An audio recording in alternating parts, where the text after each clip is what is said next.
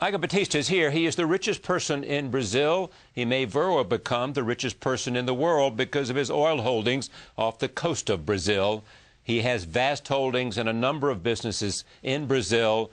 It is an interesting time to talk about him, to talk about Rio de Janeiro, the place that he loves, and also to talk about the Latin American experience. I'm pleased to have him here for the first time. Thank you, Charlie. Thank you for having me. Yeah. 15 years from now, what is it you want to have achieved? We have created a base throughout different companies, oil being the biggest one, to basically have a 10-year growth history. This is quite unique. The main reason for it is that because we found rich oil fields, rich and big oil fields. So they will help us basically to create a 10-year growth story, which is very unique.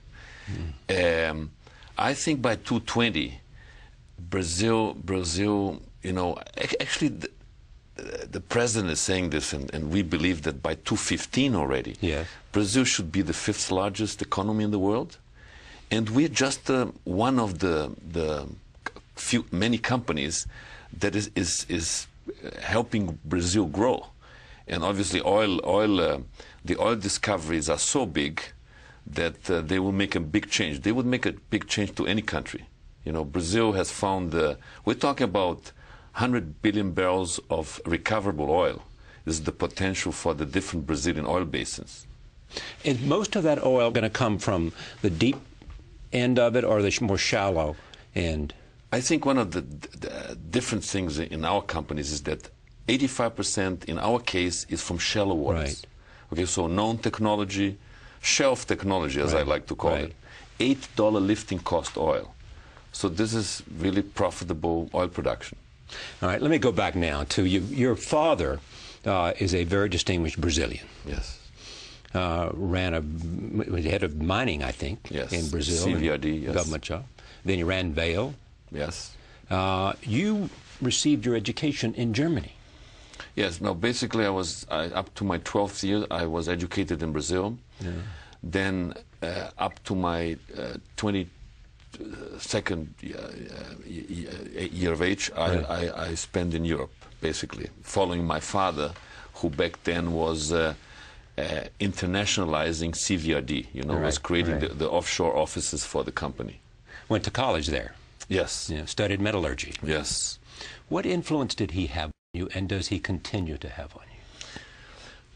What my father taught me, what I learned from him, is to think big, because he built, you know, there's a movie in Brazil now called the Brazil's Engineer, and it's about him, because he built part of Brazil's macro infrastructure, railway, superports, to ship iron ore to Asia, back then to Japan. And so I learned to think big. But I was educated by my mother, because my father, you know, back then as a government officer, he was very busy and not much with us. I'm one of 7. I'm one of 7 children. I'm the second. And so my mother, you know, she taught me discipline. She was German, from Hamburg. Yes. And so she taught me discipline and care, you know, caring for others, which is very much what I got from her, which really, you know, forged me in many ways. You went back to Brazil, and at age, what, 23?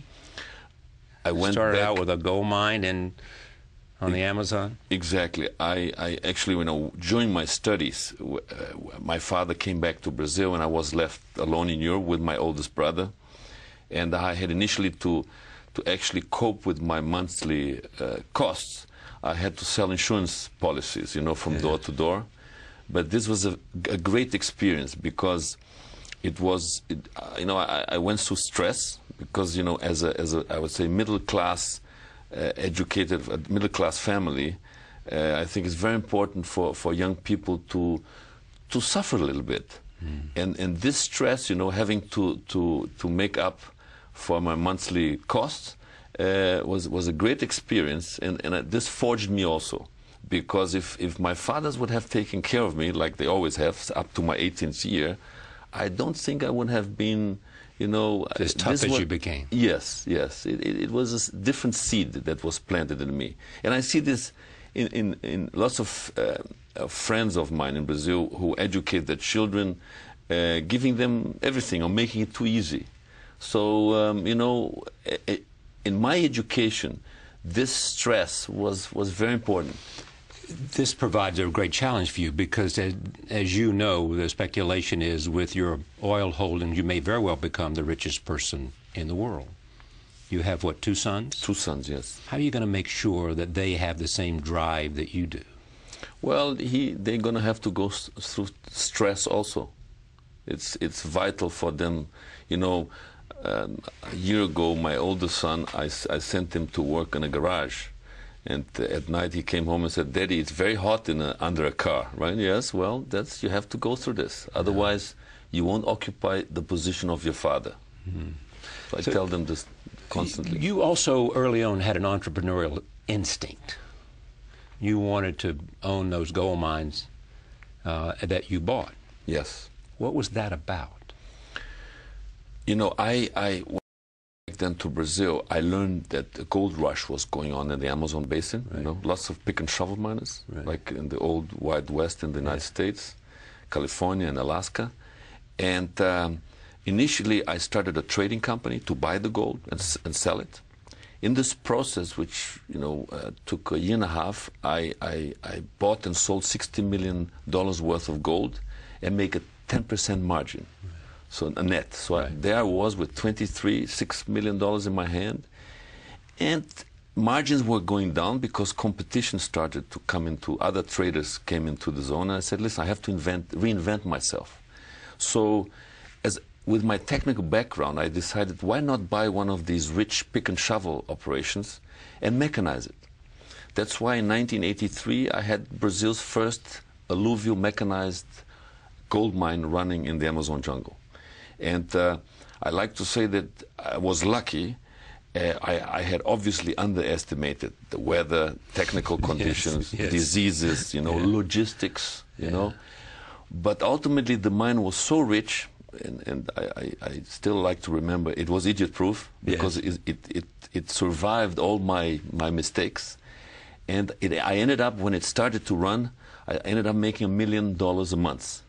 So, I was down, the $6 million I had, I was down to $300,000. I remember thinking, well, I should have gone to the beach. Yes, but the moral of the story is if you're gonna take a risk, make sure you know the difficulties, but also make sure that the payoff at the end that's possible is rich enough to justify all the risks, all the risk and all the problems. And this is a lesson that I learned. Only work with world-class assets, rich assets that can afford mistakes, delays, and this is very much the culture of the group. I don't want to skip ahead to oil, but is that the same principle when came time for an auction on the oil exploration off the shore of Brazil, and you went in with great risk? Was it the same principle? Same principle, but over time you learn that knowledge is important, so we're fortunate to hire a great team of executives from Petrobras, who were the men who had great knowledge. The Brazilian state oil company. And who were so successful in finding oil in the Brazilian basins. What I did, which is unique, is put up $1.3 billion to participate in the auction and risk, because each well cost $40 million. And this risk concept comes from my first adventure in the gold. Right. Okay. But there were some stops along the way, and which are interesting. You then went to I guess Toronto, the TVX. What's the name of the TVX? TVX. Yes. Yeah. Ups and downs. Ups and downs. Gold cycle. When gold was up, I was in Switzerland. When gold was down, I was in Bangladesh. I had 3 cycles like this. Yeah. So you made a lot of money. You lost a lot of money. Yes. Overall, would you consider that a success? Yes, because I built 8 gold mines between 1980 and the year 2000 around the world. 5 in Brazil, 1 big one in Chile, and 2 in Canada. The South